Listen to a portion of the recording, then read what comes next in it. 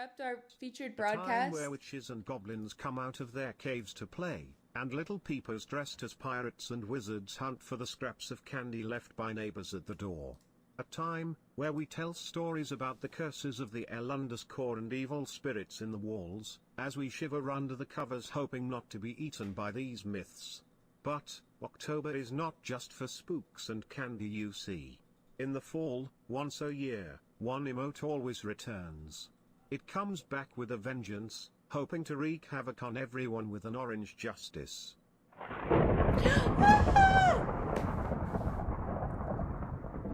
Most of you know what I'm talking about.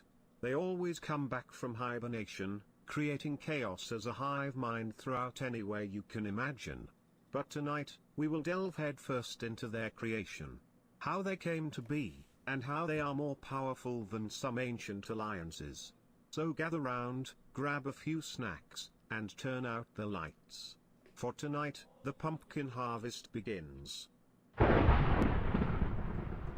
Oh my gosh, this is 5 minutes long. We'll watch it A though. long time ago, when xQc's community was still relatively innocent, there was a particular emote, named xQc Mood.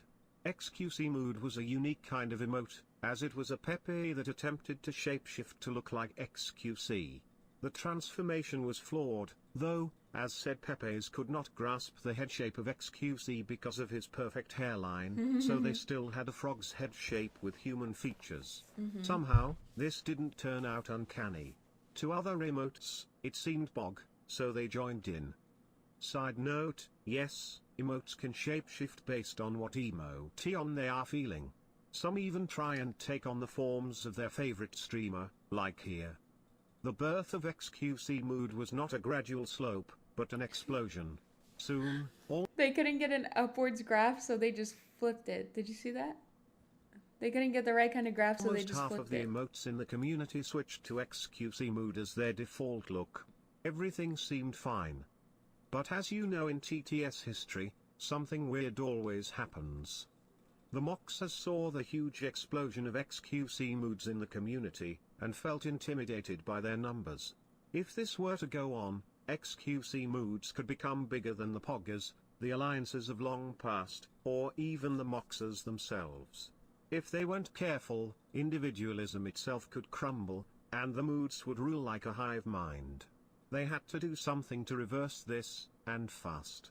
But what? 2 days later, a bright Moxer had an idea to make the Moods disappear. Something that could eradicate them all, and have them never come back. Something like a fatal mutation. The Moxers decided to act on this idea, as it seemed to be the best shot they had at the moment.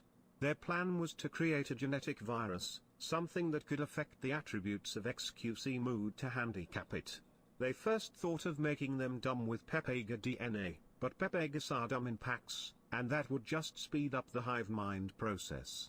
The second idea was to physically handicap them, so they thought of things that would work. That's when the pumpkin, something slow, heavy, and with no brain, came to mind.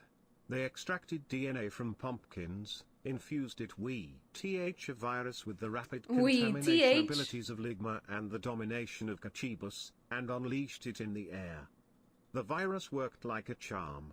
Almost half of the Moods became slow and sluggish as their heads turned to pumpkins, collapsing one by one, day by day. The Moxers believed they saved everyone from a terrible fate. Yeah. Oh. October 1st, the first xQcPs rose from the ground 2 days after the epidemic. xQcPs roamed the streets, telling people to twist their stem, or pump their butt. This was a side effect of the Gachibus DNA taking effect here. The virus itself was still viral at this time as well, so people were still getting infected and joining the one mind of xQcP. October 31st, the height of the harvest, as everyone started calling it. So many of the xQc Moods were now xQcPs, some voluntarily. Some people thought it was the end of the world, but the majority enjoyed this harvest. The Moxers were thinking of a way to eradicate the xQcPs. If they tried to kill them, they would just regenerate with their plant-like abilities. Their only hope was a curse onto the emote, performed by someone who was a follower of the L_. November 1st, a ritual commenced to drive away the xQcPs forever. When it struck midnight, all the xQcPs suddenly retreated from the cities. Retreat! They went to fertile lands far away from populous cities, resting there for the rest of the year. The curse worked, and everyone was at peace at last. Dude, people are so creative. What the? There is a legend of this follower's curse, that there was one catch.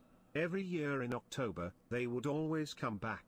They would come back more plentiful and stronger, searching for those who had banished them. Some of them get their revenge at last. But that's only an old rumor, right?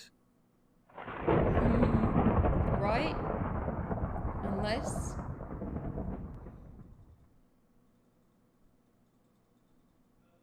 That was so cute. So actual cute. TTS historian.